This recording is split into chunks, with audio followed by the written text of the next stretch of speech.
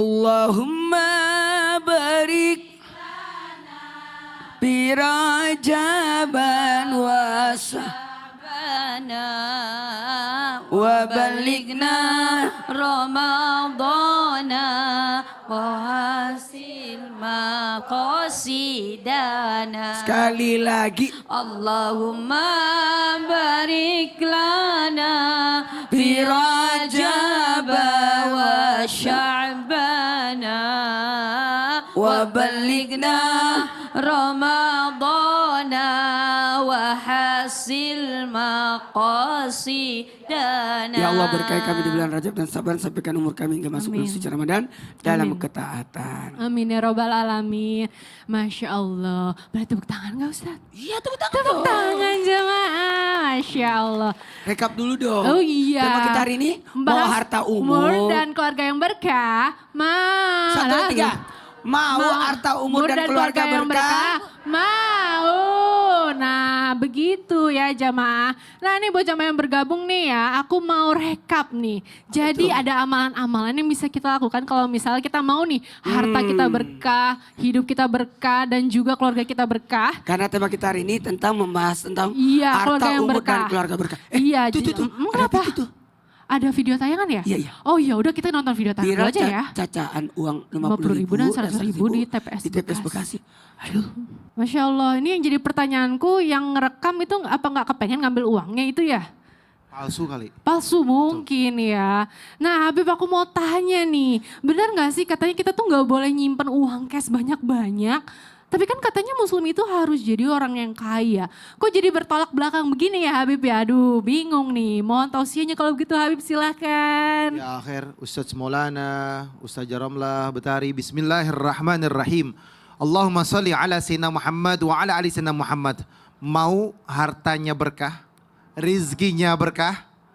Yang kelima yaitu jangan banyak menyimpan uang, tetapi dia tidak mau bersedekah, tetapi dia tidak mau mengeluarkan zakatnya, dan dia tidak mengeluarkan apa yang diperintahkan oleh Allah Subhanahu wa taala. Walladzina yaknizuna dzahaba wal fiddata wala yunfikunaha fi sabilillahi fabashirhum bi'adzabi alim. Jelas bahwasanya apa? Siapa orang yang menimbun emas, perak, ketika dia timbun, dia tidak mau menafkahkan hartanya di jalan Allah Subhanahu wa taala, maka beritahulah oleh mereka azab Allah Subhanahu wa taala sangatlah pedih. Ketika apa? Ketika seorang hamba Allah Subhanahu wa taala berikan rezeki, dia tidak mau membayar zakatnya, dia tidak mau membayar ketika sudah masuk hitungan nisabnya, dan dia tidak mau bersedekah, dan dia sangat pelit, maka ingat azab Allah Subhanahu wa taala akan cepat datang baginya. Karena di dalam hartamu, uangmu ada hak ataupun milik orang lain. Jangan sampai nanti Allah Subhanahu wa taala mengeluarkannya dengan cara yang lain. Contoh, dikasih penyakit oleh Allah Subhanahu wa taala. Akhirnya apa? Entah istrinya, suaminya ataupun anak-anaknya Allah berikan penyakit. Akhirnya tetap duitnya keluar atau diambil hartanya. Hilang, jatuh, dicolong, dicuri, ditipu, dan lain sebagainya. Oleh karena itu, keluarkanlah sedekahnya, keluarkanlah rizkimu. Ketika engkau menahan rizkimu, maka rizkimu akan bertahan juga, akan tertahan. Tidak ada keberkahan di dalamnya, keberkahannya akan hilang. Tetapi ketika engkau keluarkan rizkimu, ketika engkau sedekahkan, maka rizkimu akan bertambah. Amin. Semakin berkah lagi, semakin Amin. nikmat lagi. Dan siapa orang yang pelit, maka celaka dia. Siapa orang yang baik atau sakhwatul agniya, kaya dermawan, kekayaannya tidak akan habis. Amin. Sebagaimana Abdurrahman bin Auf ketika dia bersedekah, dia mengeluarkan hartanya, dia berjuang di jalan Allah Subhanahu wa taala, bahkan 700 ekor unta full. Isinya apa? Masya Allah. Isinya adalah perlengkapan perang, emas, perak, kurma, dan lain sebagainya. Oleh karena itu bertakwalah kepada Allah. Dekatkanlah diri kepada Allah Subhanahu wa taala, sehingga apa? Sehingga kita bukan jadi hamba yang bakhil, hamba yang pelit, hamba yang tidak mau melepaskan rezeki kita, menahan-nahan. Subhanallah, celaka kalau menahan-nahan. Masya Allah, terima kasih Habib, tepuk tangannya jamaah. Ya, jadi kita juga sebagai umat jangan takut untuk kehabisan uang dan harta ya. Karena sejatinya rezeki itu nggak akan habis kok. Kalau kita menyalurkannya ke hal-hal yang baik dan positif tentunya ya. Nah ini ada video tayangan lagi nih. Ketika punya tetangga nggak paham bahasa basi. Waduh ini dia jemaah yuk. Langsung manyun bapaknya. Bapak kasihan. Aduh. Padahal bapak itu cuma bahasa basi ya. Iya, Ya Allah. karena mungkin ada yang paham bahasa basi, ada yang enggak. Ini kebetulan yang lewat tadi tuh nggak paham bahasa basi. Nah, Itu basi doang itu. nah Ustazah aku mau tanya nih. Ada yang bilang katanya kalau misalnya rezeki kita nih mau berkah, keluarga mau berkah, rumah tuh mau adem, tentram, kita harus sering menjamu tamu. Masya Cuma kan Allah. balik lagi ya, Iya. tamu tuh ada macam-macam, banyak tipenya. Kayak tadi tuh, itu tipe A, tipe B aku nggak tahu gitu kan. Nah itu gimana Ustazah? Iya. Misalkan ada yang datang karena maunya, mungkin mau Ada maunya. minjem Ada udang utang. di balik batu. Iya, itu gimana? Iya. Kan mau diterima juga agak gimana gitu ya. Nah boleh dong silakan tausiahnya Ustazah. Boleh, Kak Tepuk Beta. tangan untuk Ustazah Romla. Ustaz Maulana Habib, Masya Allah. Dan juga guru-guruku yang ada di rumah. Masya Allah, Bu. Bu. Kalau ada tamu datang ke rumah ibu, ibu senang atau sebel? Jujur, jangan ada dusta di antara kita. Sebel atau senang? Alhamdulillah berarti ini ibu-ibu solehah semua nih. Amin ya robbal. Kalau datang tamunya itu mau minjem uang. Masya Allah ya Rahman ya Karim. Jadi mau harta, keluarga, rizkinya berkah. Yang keenam apa? Sering menjamu tamu. Apalagi tamu itu membawa berkah Bu. Rasulullah mengingatkan kita, mangkana yu'minu billahi wal yaumil akhir falyukrim daifahu. Barang siapa yang beriman kepada Allah dan hari akhir. Ibu beriman tidak? Mudah-mudahan yang di rumah juga beriman, Masya Allah. Hari beriman kepada Allah, beriman kepada, yakin ada yang namanya pembalasan, ada yang namanya nanti ganjaran dari Allah apa? Falyukrim daifahu, maka muliakan tamu. Tamu datang, Assalamualaikum. Waalaikumsalam, ya Allah tamu membawa berkah. Waalaikumsalam, silakan masuk Bu. Masya Allah, senyum, jangan cemberut. Bu, senyum, senyum. Tapi harus ada tamunya, jangan belum ada tamu ibu udah senyum duluan. Masya Allah ya Rahman ya Karim. Kenapa? Karena satu, dengan kita menjamu tamu tersebut apa? Memberikan kebahagiaan. Idhalus surur sedekah. Memberikan kebahagiaan itu sedekah. Apalagi tadi dengan senyuman, disambut dengan senyuman, senyum saja sudah sedekah. Yang kedua, ibu menjamu sudah dinilai sedekah. Pahala yang berlimpah dari Allah Subhanahu wa taala. Kenapa? Yang ketiga, dengan kita menjamu tamu apa? Mempererat silaturahmi. Sehingga apa? Tamu itu senang. Ya Allah, walaupun kita menjamunya ala kadarnya. Hanya singkong rebus sama air panas, air anget, teh anget, singkong rebus, Masya Allah. Tapi dengan senyuman, dengan wajah yang berseri-seri, dengan kegembiraan, maka tamu itu akan bahagia, akan senang ya Allah. Dan apa? Pasti didoakan. Mudah-mudahan rizkinya lancar, mudah-mudahan umurnya panjang, mudah-mudahan ilmu hidupnya berkah. Jadi Itu didoain doa. juga ya sama Didoain tamunya, juga. Dan gitu. juga menjalin silaturahmi. Masya Allah. Sehingga apa? Dengan silaturahmi kita, hidup kita berkah, Amin. harta kita berkah, keluarga kita juga berkah. Masya Allah. Kawita. Jadi kalau ada tamu jangan malah tiarap ya. Tiarap kok. Tiarap. Kayak mau perang. Jadi harus senyum gitu ya. Senyum, Kayak Masya ibu Allah. yang ini ya, Masya Allah senyumnya Ibu, tuh. ya Allah, ibu senyumnya manis banget ibu. Senyumnya Udah manis mandi banget. belum? Baik. Ya Allah, ya Rahman, ya Terima Karim. kasih Sama-sama, Ustazah. Kak Beta, Tepuk tangan sama-sama. coba. Ya Allah. Alhamdulillah. Nah Bu Ibu. Mau nanya enggak?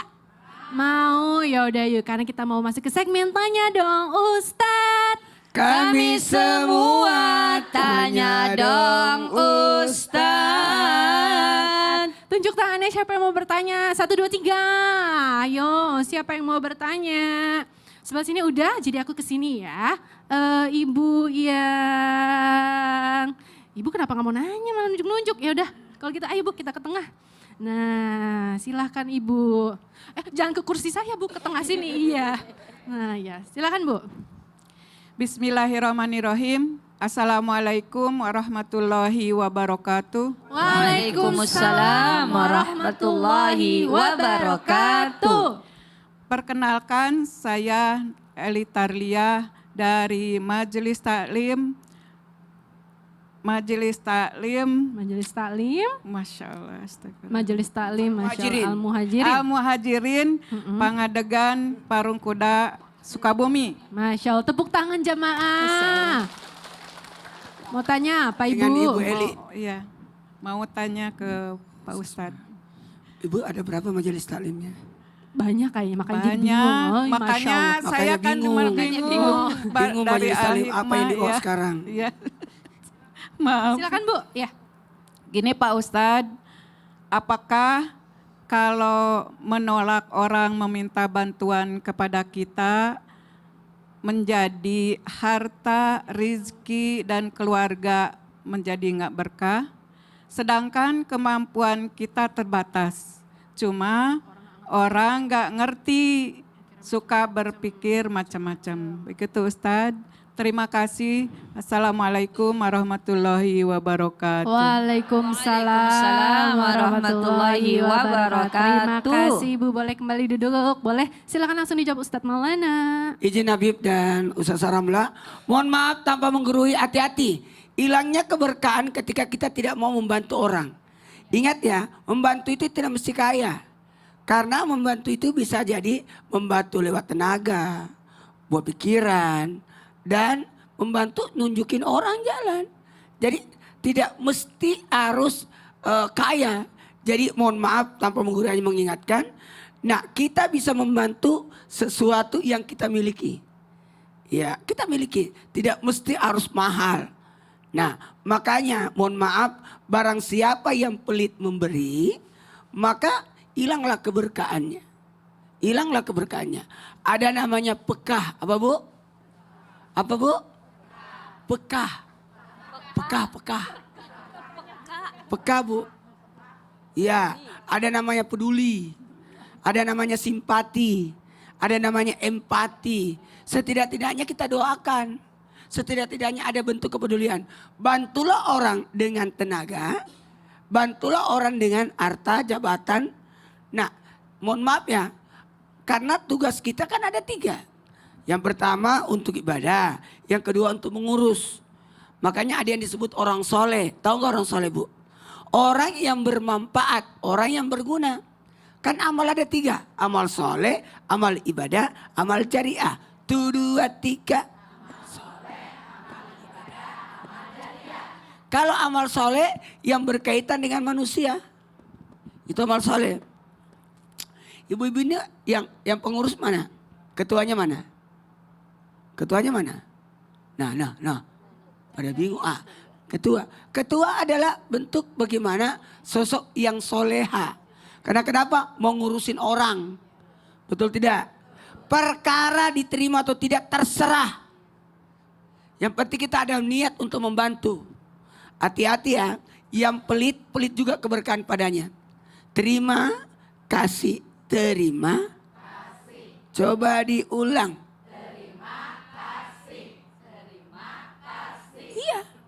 Terima dan kasih.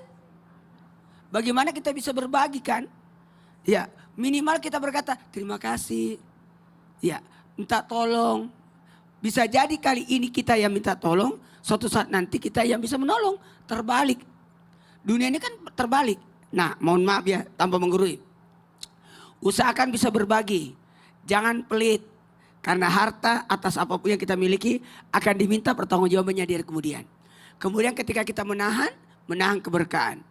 Wa ma anfaqtum min syai'in fa huwa yukhlifuh. Allah ganti lebih banyak. Semua yang kita keluarkan Allah ganti lebih banyak. Yang bangun masjid Allah buatkan masjid di rumah di surga sampai 70 sampai 700 kali lipat dibanding masjid yang dia bangun. Kan gitu. Apa yang kita sedekahkan Allah ganti lebih banyak. Makanya jangan pelit untuk berbagi. Sebenarnya atas apa yang kau lakukan demi kebaikan dirimu sendiri. Demi kebaikan. Ibu punya anak? Bisa jadi kita bantu anak orang, mungkin suatu saat nanti anak kita dibantu. Seperti itu. Masya Jadi Allah. dunia ini kadang-kadang kita saling membutuhkan. Betul. Tidak ada manusia tidak saling membutuhkan. Betul. Kita lahir dibantu orang, wafat juga bantu orang. Bantu orang, Masya Allah. Terima kasih Ustadz Maulana, tepuk tangan dong jamaah. Ibu cukup jelas? Ya, Ibu Elis aku nanya, Ibu cukup jelas? Ya, Alhamdulillah. Ya siapa lagi nih yang mau bertanya, tunjuk tangannya. Yang mana ya? Yang ini aja deh. Silahkan Ibu, ayo kita ke tengah. Masya Allah. Nah, yuk silakan Bu. Assalamualaikum warahmatullahi wabarakatuh. Waalaikumsalam warahmatullahi wabarakatuh. Perkenalkan, nama saya Bunda Ooy Krisdiawati dari Masjid Taklim At-Taqwa Cijati Cicantayan Sukabumi. Tepuk tangan jemaah. Ya, apa mau nanya apa Bu? Mau ke Ustadz Habib Usman. Mau ke Habib, Ya. baik Boleh, Ibu, iya. silakan. Mau nanya apa Bu? Izin bertanya Ustadz. Assalamualaikum Habib. Waalaikumsalam. warahmatullahi wabarakatuh. Pertanyaan ya Bu? Apa benar seorang yang telah berhijrah akan jadi hilang hartanya, jadi merasa sulit rezekinya, pertanda bahwa harta yang dia dapat sebelum hijrah tidak ada berkah di dalamnya? Mohon penjelasannya Ustadz. Terima kasih. Wassalamualaikum warahmatullahi wabarakatuh. Waalaikumsalam warahmatullahi wabarakatuh. Terima kasih Ibu. Yuk kita sama-sama Indonesia Raya terlebih dahulu. Bismillahirrahmanirrahim. Apakah benar orang yang setelah hijrah jadi hilang hartanya atau jadi merasa sulit rezekinya, yang katanya tadi tuh pertanda bahwa hartanya yang dia dapat sebelum hijrah tidak ada keberkahan di dalamnya. Sebagaimana Allah Subhanahu wa taala berfirman di dalam Al-Qur'an surat An-Nahl ayat 41, "Walladzina hajaru fillah min ba'di ma zulimu lanubawi'annahum fid dunya hasanah." Jelas bahwasanya mereka yang berhijrah di jalan Allah Subhanahu wa taala atau mereka ketika terzalimin atau dizalimin oleh orang lain, bahwasanya Allah Subhanahu wa taala memberikan tempat baginya di dunia kebaikan di dalamnya. Jadi ketika mereka hijrah, Allah kasih kebaikan di dalamnya. Allah kasih kenikmatan di dalamnya, dekat kepada Allah, ibadah kepada Allah, baca Qur'annya, sholatnya, ibadahnya. Terus apa lagi? Terus sodakohnya, terus menuntut ilmunya, ada ketenangan di dalamnya. Dan tentunya bukan hanya di dunia Allah berikan, wala ajrul akhirati akbaru. Bahwasanya nanti dalam akhirat Allah Subhanahu wa taala berikan yang jauh lebih besar. Lau kanu ya'lamun, kalau mereka paham dan mereka mengetahui bahwasanya ganjaran Allah sangat besar. Dulu boleh jadi duitnya haram, ngambil yang bukan haknya, nipu orang, memperlakukan segala sesuatunya halal hantam, ya kan? Haram hantam, halal haram hantam. Jadi inilah ketika dia sudah hijrah, dia lebih dekat lagi kepada Allah. Dia lebih bisa memilah-milih. Dulu mungkin ada kegelisahan, tidak tenang jiwanya. Dulu boleh jadi duit yang haram tiba-tiba cepat habisnya. Nggak ada keberkahan di dalamnya. Atau boleh jadi jauh dari Allah, malah maksiat, berbuat dosa, sholat malas, ibadah malas. Tetapi ketika duitnya halal, sedikit tapi berkah, sedikit tapi nikmat. Sholatnya Masya Allah, baca Qurannya Masya Allah, hadir ke majelis taklimnya Masya Allah. Terus apa lagi? Anaknya, istrinya, atau suaminya, keluarganya, semuanya mendapatkan ketenangan. Lisannya baik, perbuatannya baik, pikirannya baik, dan hatinya bersih, jiwanya lebih bersih. Inilah yang dikatakan apa? Keberkahan yang ada di dalam rumah tanggamu. Inilah yang dikatakan sakan, ketenangan di rumah tanggamu. Ketika rumah tangganya senang, tenang, bahagia, nikmat, ada duit halal di dalamnya. Ada hijrah yang baik di dalamnya. Ada kedekatan dia kepada Allah Subhanahu wa taala. Inilah hijrah yang sesungguhnya. Oleh karena Masya itu, Allah. ketika seorang hijrah, janganlah kalian putus asa dari rahmatnya Allah, tetapi berprasangka baiklah kepada Allah, niscaya hijrahmu akan menjadi hijrah yang terbaik, lebih nikmat, rezekinya lebih banyak, Amin. ibadahnya lebih banyak, dekat Amin. sama Allahnya lebih Amin. lagi, ada qobliyahnya badiah, sehingga menjadi hamba Allah yang saleh, saleha, bertakwa kepada Allah. Amin ya rabbal alamin. Terima kasih Habib, tepuk tangan jamaah. Alhamdulillah. Nah ini ibu-ibu tadi kan bertanya ya, sekarang pasti mau curhat-curhatan dong ya kan? Yuk karena sekarang kita mau masuk ke segmen curhat dong Ustadz. Iya, kami curhat. Ayo siapa yang mau curhat tunjuk tangannya.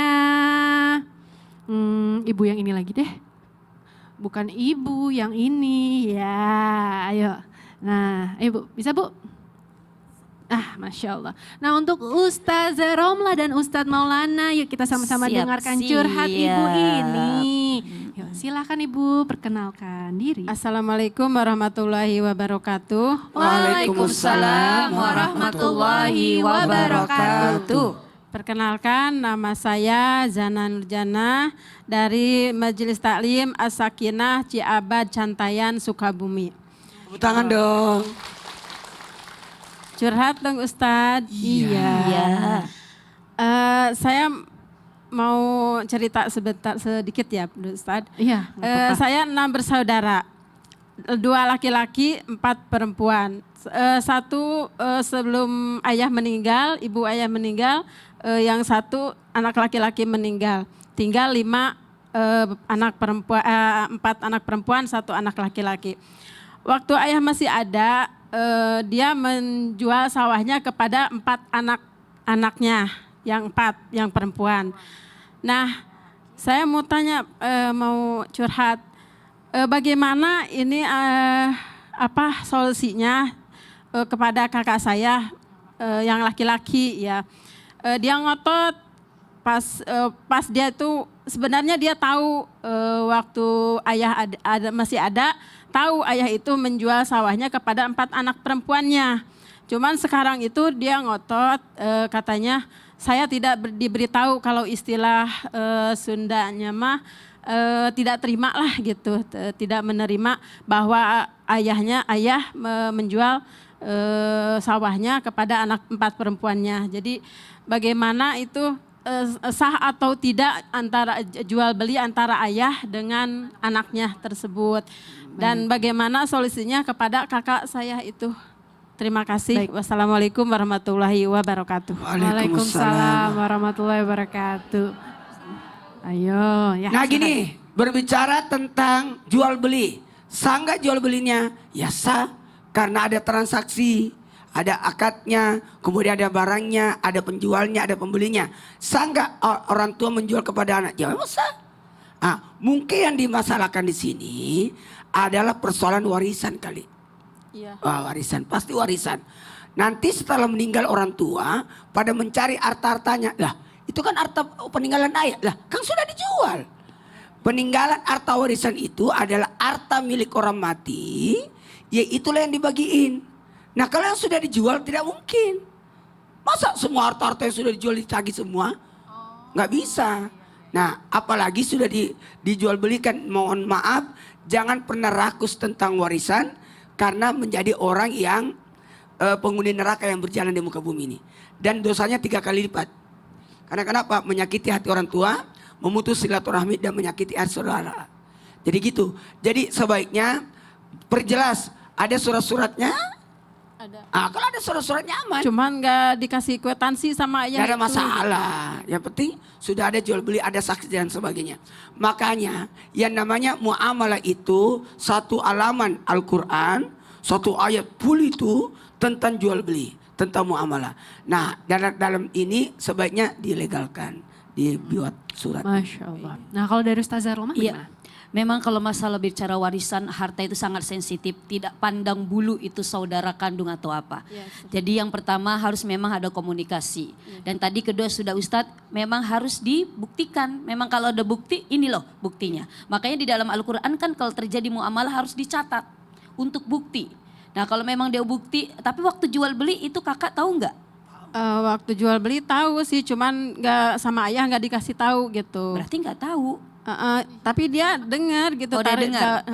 Kan Ya. kitanya yang ngomong sama Iya, oke. itu. Apalagi dia tahu yang terpenting, kasih ingat lagi. Lalu yang kedua komunikasi yang baik. Yang ketiga kalau memang dia masih masih berkeras, hadirkan orang yang bisa meluluhkan hatinya. Bahwa mohon maaf sambil apa? Kita bawa bukti-buktinya, memang ini sudah dijual. Masya Allah. Dan ketika itu yang terpenting komunikasi yang baik. Maka kalau memang pakai jangan sampai orang tua kita, ayah kita menangis melihat perselisihan antara saudara-saudara ibu. Jadi tolong berikan kebahagiaan ayah. Karena ayah itu melihat yang sudah meninggal. Bagaimana anak-anaknya apalagi sampai memperebutkan harta warisan. Masya Allah sakit, sedih, menangis itu orang tua ketika melihat anak-anak memperebutkan harta warisan. Iya, makasih Ustaz. Makasih. Iya. Jangan sampai putus silaturahmi ya, Bu. Iya, jangan sampai ya Bu. Insya Jangan Allah. ya Bu. Insya Allah. Ada talinya nggak Bu? Mau saya iketin. Nah baik jemaah jangan kemana-mana ya. Setelah yang satu ini kita akan lanjutkan lagi nih. Tema kita mau harta umur dan keluarga yang berkah.